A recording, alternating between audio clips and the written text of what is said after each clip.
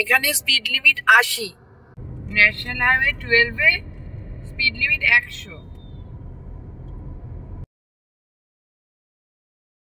Hello, good morning everybody. আজকে আমরা inland water আবার একটা নতুন ট্রিপের জন্য যাচ্ছি।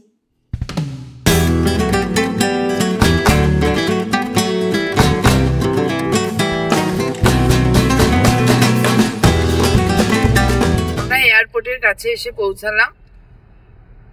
বাঙালিরা ভ্রমণ বলতে সেই 3টে জায়গাকেই বোঝে, একটা হচ্ছে দীঘা, পুরী দ্বিতীয়, আর তৃতীয় হচ্ছে দার্জিলিং, অর্থাৎ দীপুদা। তো আমাদের 2024-এ দীপু হয়েছিল, কিন্তু দাটা বাকি ছিল। তা আমরা আজকে যাচ্ছি সেই দার্জিলিং এর উদ্দেশ্যে। তাহলে বাঙালির ভ্রমণ পিপাসু বাঙালির যে 3টে প্রধান টার্গেট, সেই 3টে টার্গেট আমাদের রোড ট্রিপের মাধ্যমে ফুলফিল হবে। তো ঠিক আছে, আমাদের স্টার্ট করতে একটু দেরি হয়ে গেল, এখন 9টা 11 বাজে। তো আমরা দেখি কতটা আজকে জার্নি করতে পারি, শিলিগুড়ি অবধি যেতে পারি নাকি মাঝখানে কোনো জায়গায় স্টে করতে হয়, সেটা তো শেষেই বুঝতে পারবেন আপনারা। দেখা যাক। এখন বাজে 9টা 11। তো মাঝখানে আমাদের একটু কাজও আছে, তো সেই কাজ মিটিয়ে তারপরে আলটিমেটলি আমরা ডেস্টিনেশনের উদ্দেশ্যে জার্নি স্টার্ট করবো। সবাই একটু গুড মর্নিং বলে দাও। Good morning. তাহলে আমরা নিজেদেরকে বেস্ট উইশেস জানাচ্ছি এবং আমরা ঠাকুরের নাম নিয়ে আজকে জার্নি স্টার্ট করছি। তাহলে আমাদের আসল জার্নিটা কিন্তু এই জাস্ট স্টার্ট হলো, মানে 11টা 20-তে, তাই তো সারা? কাজ টাজ সেরে আমাদের আসল জার্নি 11টা 20-তে স্টার্ট হলো। কখন পৌঁছাবো? আমরা এবার ধরছি কল্যাণী এক্সপ্রেসওয়ে। এই কল্যাণী এক্সপ্রেসওয়ে ডাইভারশন, এখানে এখন পুরো কাজ হচ্ছে ফ্লাইওভারের। এই কল্যাণী এক্সপ্রেসওয়ে দিয়ে আমরা এগোতে থাকছি সোজা কল্যাণী এক্সপ্রেসওয়ে। ডান দিকটা মধ্যমগ্রামের দিকে চলে গেছে। এতক্ষণ রাস্তা প্রচন্ড খারাপ ছিল, এই এখন আবার একটু ঠিক হয়েছে। আমরা এখন ব্যারাকপুরেই প্রায় চলে আসলাম। এখান থেকে কল্যাণী আর 26 কিলোমিটার, এবং রাস্তা কিন্তু এখন দারুণ হয়ে গেছে। সোদপুরের পর থেকেই, মানে এই নিমতাটার কিছুটা পোর্শন বাদ দিয়ে এই ব্যারাকপুরের 4 কিলোমিটার, তাও বাদিকে গেলে কল্যাণী 25। এখন কল্যাণী এক্সপ্রেসওয়েটা দারুণ করেছে, একদম মাখনের মতো রাস্তা, আর দুদিকে অনেক ডেভেলপমেন্ট হয়েছে, নানা রকম বড় বড় স্কুল, বড় বড় হাউজিং কমপ্লেক্স, খুব ডেভেলপমেন্ট হয়ে গেছে এই রাস্তাটায়। রাস্তার কন্ডিশন যেহেতু নতুন হয়েছে, খুব ভালো। মানে কল্যাণী অব্দি বেশিক্ষণ টাইম লাগবে না।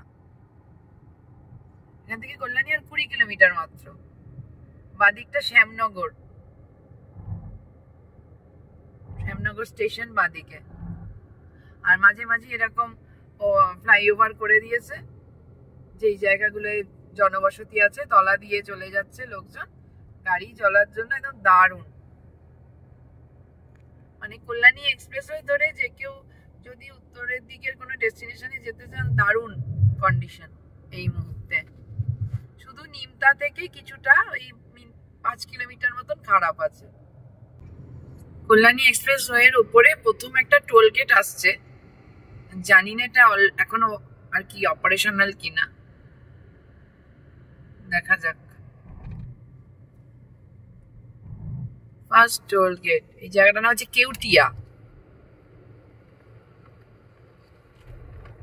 এবং পশ্চিমবঙ্গের যা ট্র্যাডিশন সেই অনুযায়ী ওয়েস্ট বেঙ্গলের রাস্তা ব্যারিকেড আর ব্যারিকেড।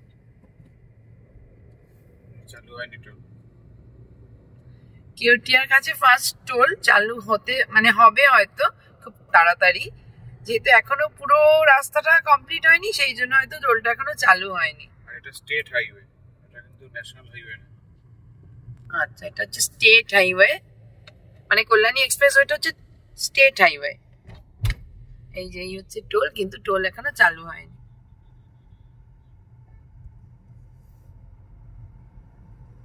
এখানে স্পিড লিমিট 80, আর বড় গাড়ির জন্য 65, তাই তো? এটা মেনটেন এখানে করতে হবে। কল্যাণী আর 10 কিলোমিটার, খুব স্মুথলি আর কি আসা যাচ্ছে। খুব সুন্দর রাস্তার কন্ডিশন। আমরা একটু ভুল করে বেশ 4 কিলোমিটার মতন এগিয়ে গেছিলাম, ওই দিকটা কৃষ্ণনগরের দিক নয়। আমরা আবার ইউটার্ন নিয়ে আসলাম, এসে কাঁচরাপাড়া স্টেশনের উল্টো দিক দিয়ে কুলিয়া রোড দিয়ে আমাদেরকে ধরাচ্ছে কৃষ্ণনগর যাওয়ার রাস্তা। মানে কল্যাণী এক্সপ্রেসওয়ে দিয়ে কল্যাণী অবধি যেতে হবে না, তার আগে কাঁচরাপাড়া দিয়ে বেঁকতে হবে। এটা হচ্ছে কল্যাণী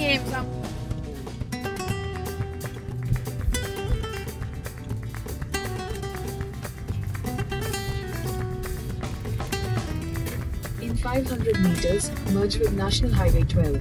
এটা হচ্ছে বারাসাত কৃষ্ণনগর ন্যাশনাল হাইওয়ে 12, তার ফার্স্ট টোল। আমরা কল্যাণী এক্সপ্রেসওয়ে ধরে একটু এগিয়ে গেছিলাম, তারপর আবার ইউটার্ন নিয়ে এমস এর পাশ দিয়ে এসে এই ন্যাশনাল হাইওয়ে 12টা ধরলাম। এটা হচ্ছে ফার্স্ট টোল। এখানে সেভাবে টোলের কোনো কিছু বসেনি এখনো, চার্জও কত লেখা নেই। গয়েশপুর, এটা তো 65 মনে হয়। ন্যাশনাল হাইওয়ে 12 এ স্পিড লিমিট 100।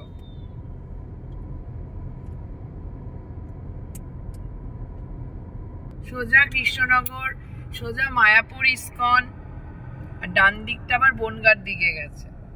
এখানে স্পিড চেকিং ক্যামেরা আছে এই জায়গাটায়, চাকদার কাছে, ন্যাশনাল হাইওয়ে 12 এর ওপরে, পাঁচপোতা চাকদা এই জায়গাটায়। এটা কি ও দেখে বোঝাই যাচ্ছে না। দেখো, আমরা এখন রানাঘাটের উপর দিয়ে যাচ্ছি, ন্যাশনাল হাইওয়ে 12। এখানেও স্পিড লিমিট 100। কৃষ্ণনগর 30 কিলোমিটার। আচ্ছা, এইভাবে যাচ্ছে।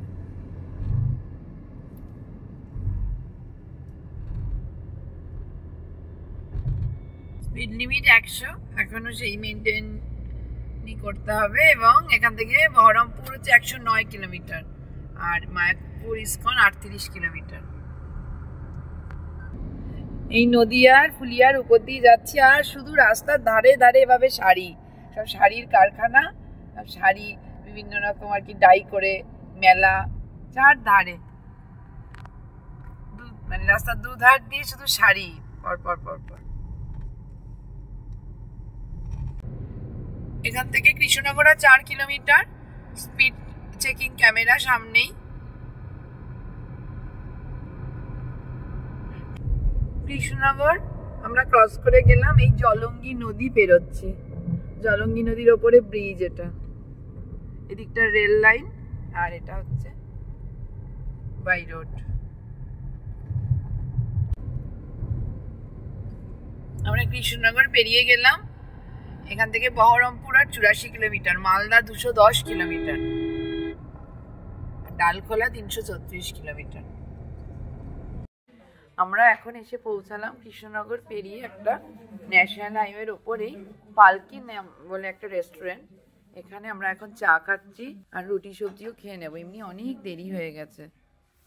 তো আমরা এখানে খেয়ে এরপরে আর কি এগোবো, এমনি আর কি অনেকটা দেরি হয়েই গেছে, এরপরে আর দাঁড়াবো না।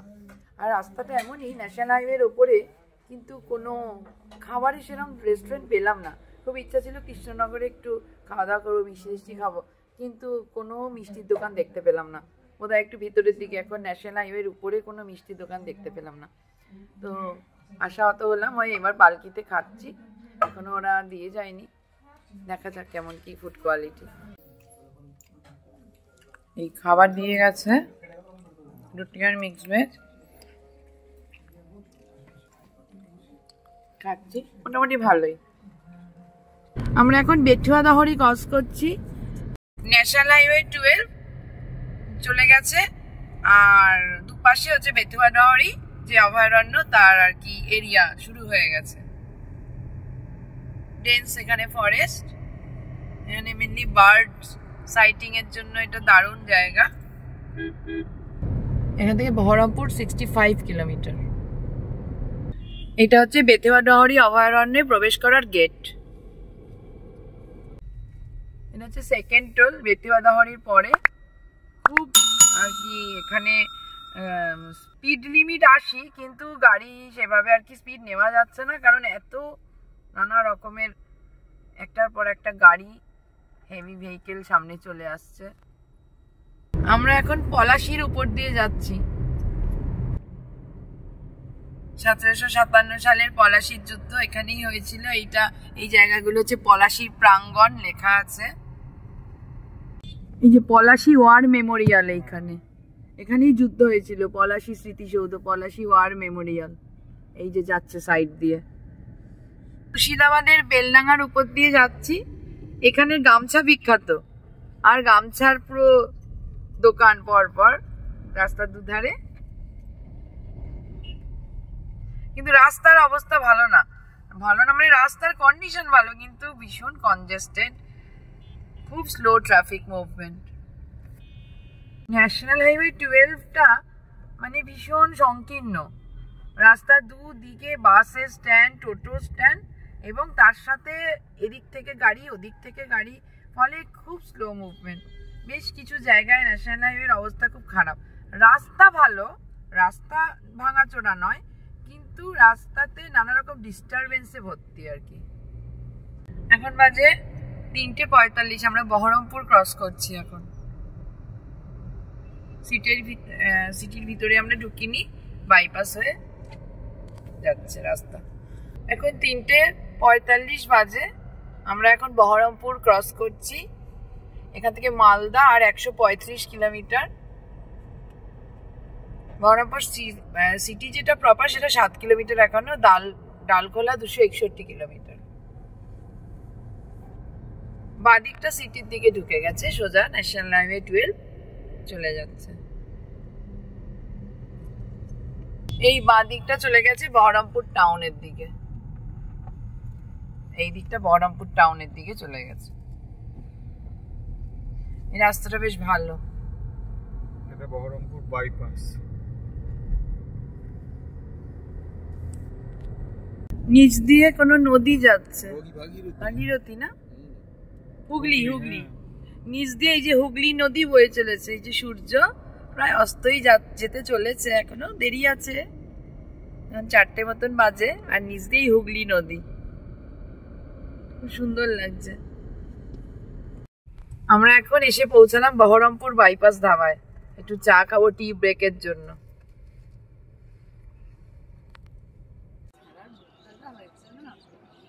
আমরা এখন এসে পৌঁছালাম বহরমপুর ধাবা, বহরমপুর বাইপাস ধাবা।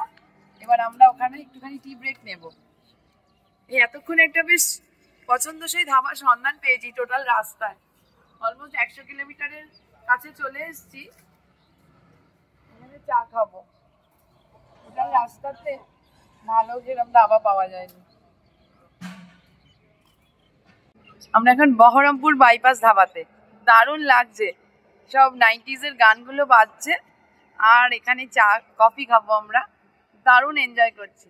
আর সামনে হচ্ছে হাইওয়ে, এই হচ্ছে হাইওয়ে। অসাধারণ অসাধারণ, পুরো যতদূর চোখ যাচ্ছে বিস্তৃত হাইওয়ে, এবং বেশ চওড়া এই জায়গাটা। এই এতক্ষণে একটা বেশ বেড়ানোর জায়গা ছিল, মানে হাইওয়ে, তার পাশে ধাবা, এরম পাওয়া গেছে।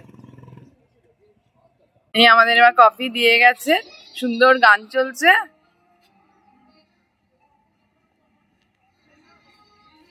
এই হচ্ছে Baharampur bypass dhaba. Ice cream stall আছে, তার সাথে বিভিন্ন রকম ড্রিঙ্কসের স্টল আছে, টি স্টল আছে, ভিতরে নানা রকম ফুডও পাওয়া যায়। ভালো এই জায়গাটা, এতক্ষণে একটা ঠিকঠাক জায়গা। কি তাই না বলো? বেশ বেড়াতে যাওয়ার জায়গা সুলভ একটা জায়গা পাওয়া গেছে এতক্ষণ পরে। কিরে সারা, কি ব্যাপার? বহরমপুর ক্রস করার পরে এবার আরেকটা টোল। এখানে টোল চার্জ ছোট গাড়ির জন্য 125 টাকা। যা যা টোল চার্জ লাগবে সব ডেসক্রিপশন বক্সে দেওয়া থাকবে, আপনারা একটু কাইন্ডলি ডেসক্রিপশন বক্সটা দেখে নেবেন টোল চার্জের জন্য। কারণ টোল চার্জ যা লেখা আছে তার থেকে কখনো কখনো যেহেতু একটু ইনক্রিজ হয়েছে তার ফলে একটু এদিক ওদিক হচ্ছে।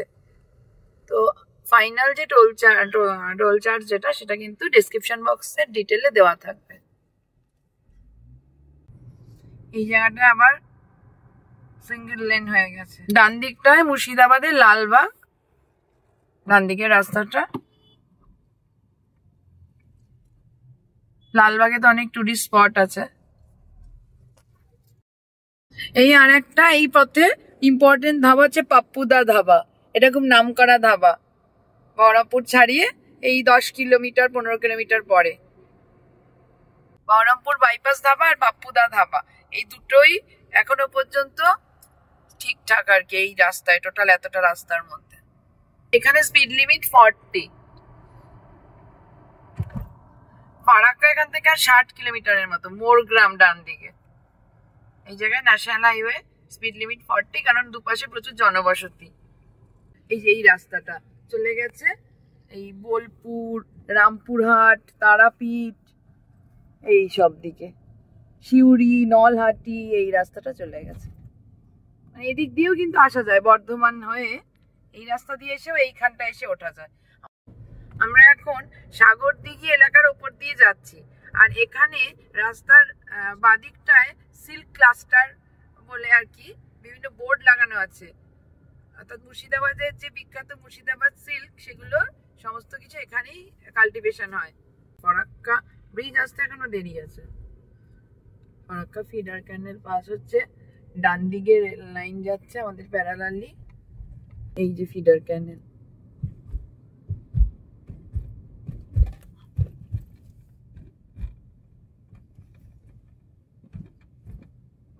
এখানে স্পিড লিমিট 60। পুরো রাস্তা জুড়েই কাজ হচ্ছে আর ডাইভারশন। সামনে একটা টোল প্লাজা আসছে, মালদা সামনেই। ফরাক্কাটা পার করে মালদা। ফরাক্কা মনে হয় আর এই 15-20 কিলোমিটারই হবে, এসেই গেছে। এই ধুলিয়ানের কাছে আর একটা টোল পড়ছে ফরাক্কার আগে।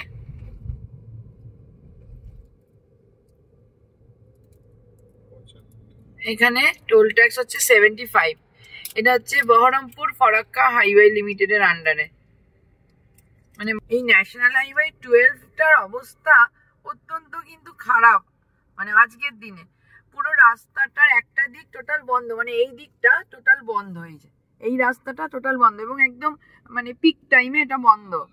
আর এই দিকটা, অর্থাৎ যে দিকটা কলকাতার ফেরার দিক, সেদিকটা শুধু চালু, এবং তাতে আমার এভাবে ব্যারিকেড করা করে অত্যন্ত স্লো মোশনে গাড়ি যাচ্ছে। লরিগুলোকে তো আর ওভারটেক করার কোনো অপশনই নেই। গাড়ি চলছে 35 থেকে 40 এর স্পিডে। মানে খুবই হেকটিক বেসিক্যালি এখন এই নর্থ বেঙ্গলে যাওয়ার রাস্তা অবস্থা। যদিও আমাদের একটু লেট হয়েছে বেরোতে, স্টিল মানে একটা এরকম ইম্পর্টেন্ট রাস্তার অবস্থা খুব খারাপ। আমরা যতটাই রাস্তায় এসেছি তার 60% রাস্তাই এরকম। ভালো রাস্তা খারাপ নয়, রাস্তার যে ভাঙাচোরা তা কিন্তু নয়, রাস্তার কন্ডিশন ভালো, কিন্তু রাস্তাটা পুরোটাই একটা দিক বন্ধ, আরেকটা দিক চলছে, সেটার আবার মাঝখানে ব্যারিকেড করা। ফলে রাস্তা দিয়ে কোনোভাবেই গাড়ি কোনোভাবে যে একটু স্পিড নিয়ে এগোনো হবে তারও উপায় নেই, কিছুই নেই। স্পিড লিমিট করা আছে 60, কিন্তু থাকলে কি হবে, কোনো কোনো জায়গায় 80 আছে, আবার 100 আছে, কিন্তু তার কোনো আর কি ইমপ্লিমেন্টেশন করার কোনো অপশন নেই। 80 এখান থেকে 80 আবার শুরু হলো, ওই কিছুটা এরকম পড়ছে, তারপরে আবার গিয়ে এইরকম অবস্থা।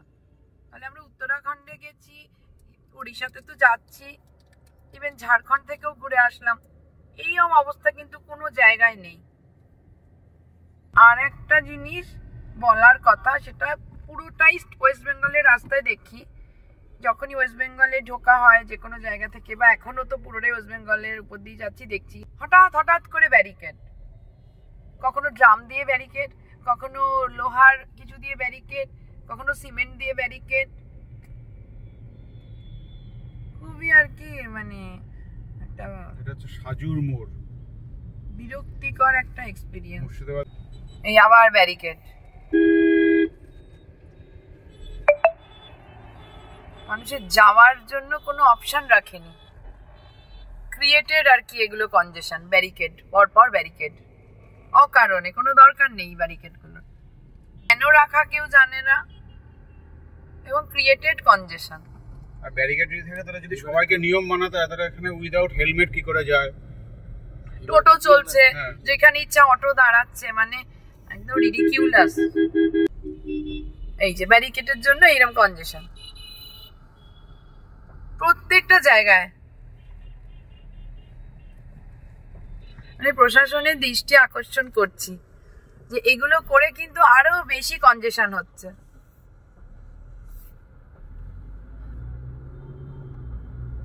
এতক্ষণ পরে একটু ভালো রাস্তা পাওয়া গেছে, তবে এই রাস্তা কতক্ষণ থাকবে? এই যাবার ব্যারিকেড কোনো কারণ ছাড়া, কোনো কারণ নেই এই ব্যারিকেড গুলো কিন্তু দিয়ে রেখেছে।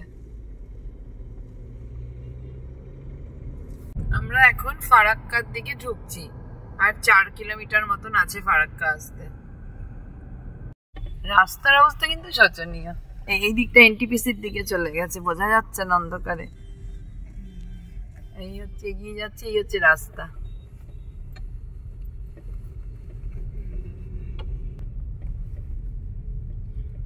National highway 12।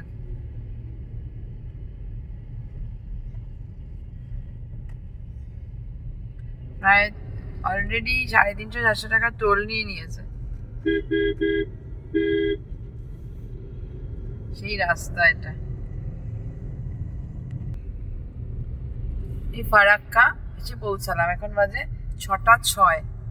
এই হচ্ছে ওয়েস্ট বেঙ্গলের ট্রাফিক সিস্টেম। সিগন্যাল হয়ে গেছে, এখনো কিন্তু ওই দিককার গাড়ি আসছে। সিগন্যাল হয়ে গেছে, এদিকে রেড সিগন্যাল অবস্থায় আমাদের পার করাচ্ছে। এতক্ষণ গ্রিন সিগন্যাল ছিল এদিকে যাওয়ার, তখন ওই দিকের উল্টো দিক থেকে গাড়ি পার করালো। যখন রেড সিগন্যাল হলো তখন আমাদেরকে বলছে যেতে। এই হচ্ছে অবস্থা, রাস্তার অবস্থা এই জায়গাটায় শোচনীয়, জঘন্য খারাপ। এখানে রাস্তা একদম খারাপই, লিটারালি। এদিক দিয়ে ট্রেন যাচ্ছে, এদিক দিয়ে গাড়ি যাচ্ছে, একটাই রাস্তা, তার মানে সেদিক দিয়েই যাওয়া এবং আসা গাড়ির ক্ষেত্রে। এই হচ্ছে ট্রেনের লাইন, মালগাড়ি যাচ্ছে একটা। এই ব্যারেজটার পার্ট।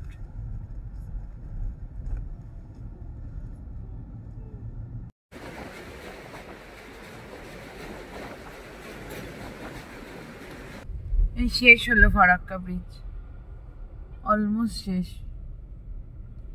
শেষ হয়ে গেছে, ডাঙায় চলে এসেছি। হ্যাঁ, আর জলের উপরে নেই এখন।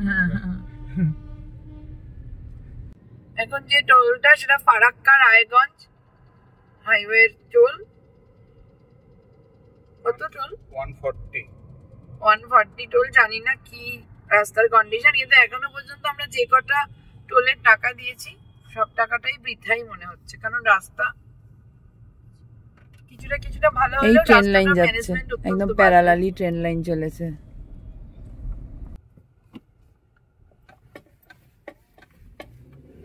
নর্থ বেঙ্গল মেইন হচ্ছে নাইট জার্নি।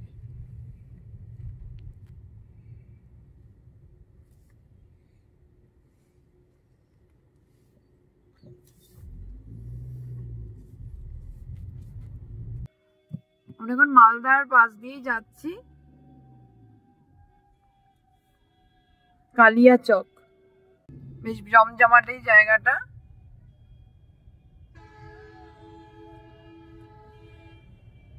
ন্যাশনাল হাইওয়ে প্রায় অর্ধেক অকুপাই করে টোটো, অটো, প্রাইভেট গাড়ি স্ট্যান্ড।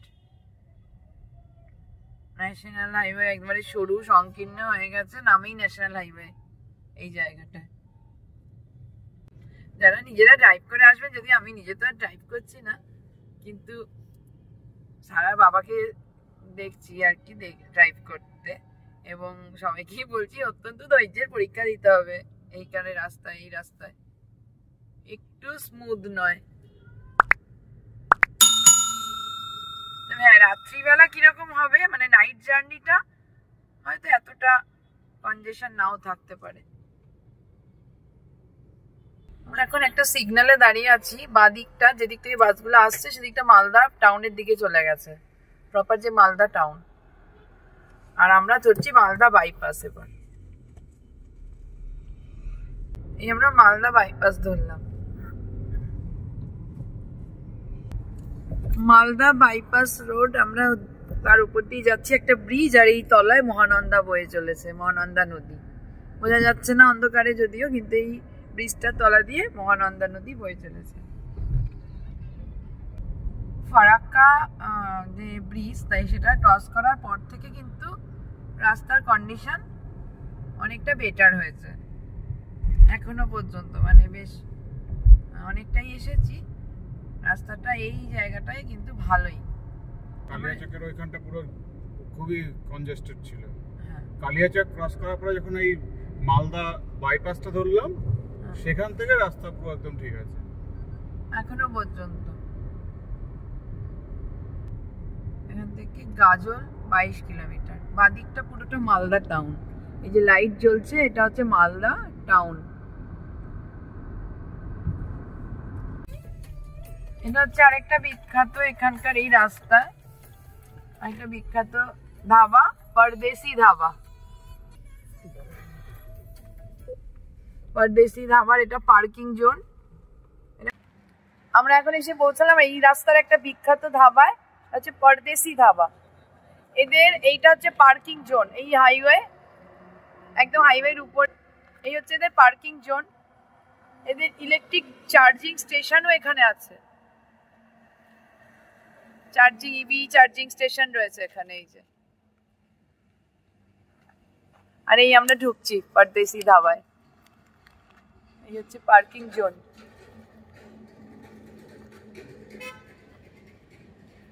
এমনিতে বেশ সুন্দর সাজানো গোছানো, ফাউন্টেনের মতো করা, সুন্দর লাইটিং করা।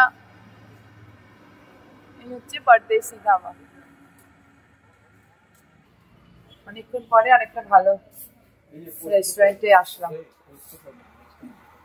নানা রকম কিছু আছে।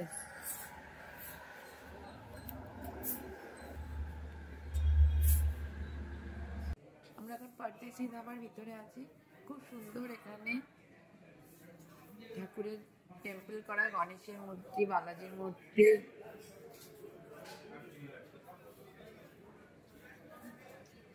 মা কালীর মূর্তি, খুব সুন্দর করে সাজানো। এই জায়গাগুলোতে মকটেলের কাউন্টার, এখানটা কেক পেস্ট্রি স্টোর, আইসক্রিম আছে এখানে, ক্যাপুচিনো, উইদাউট সুগার চা, ড্রিঙ্কস সব পাওয়া যাবে। সারা রাস্তা তো টায়ার্ড ছিলাম, এখানে এসে ভালো লাগছে অনেকক্ষণ পরে, ফ্রেশ একটা অ্যাম্বিয়েন্স। পরদেশি ধাবা, এটা বসে খাওয়ার জায়গা, আর বাইরে প্রচুর কাউন্টার রয়েছে।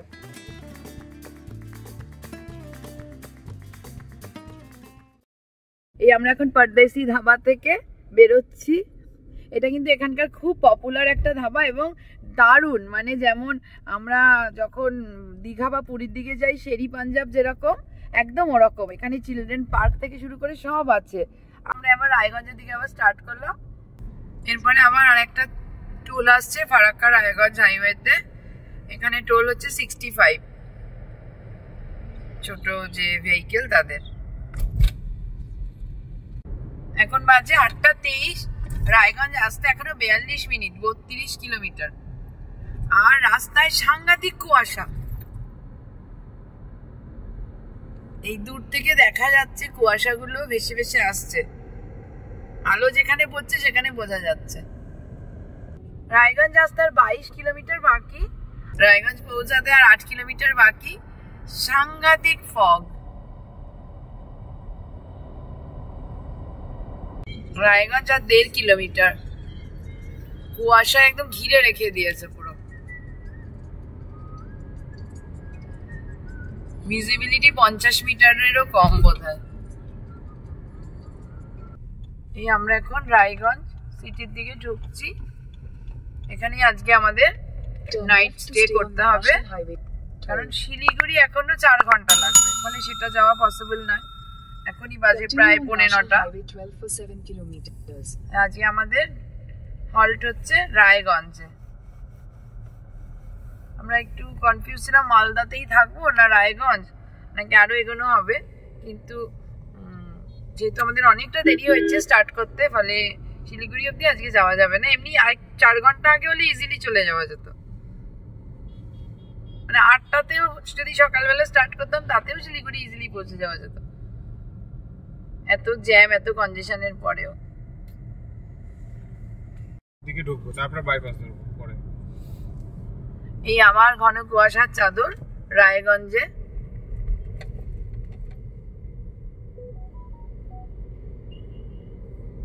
মেঘ একদম ভেসে ভেসে, মেঘের মতো আর কি কুয়াশা ভেসে ভেসে আসছে।